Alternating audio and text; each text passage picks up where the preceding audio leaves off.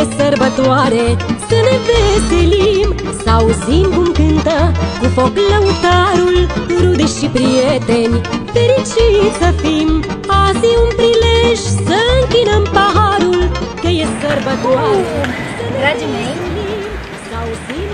tocmai am ajuns la Londra. După câte vedeți, sunt după câteva ore de zbor și de stat în aeroport.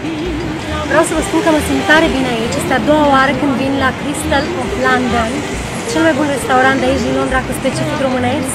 Și dacă aveți un semn de întrebare din punctul ăsta de vedere, credeți-mă pe cuvânt și veniți să încercați, pentru că noaptea de Revelion împreună cu mine veți trece în 2015, așa că vă aștept pe toți, cu mic cu mare, la Crystal of London, cel mai bun restaurant cu specific românesc de aici din Londra. Vă aștept!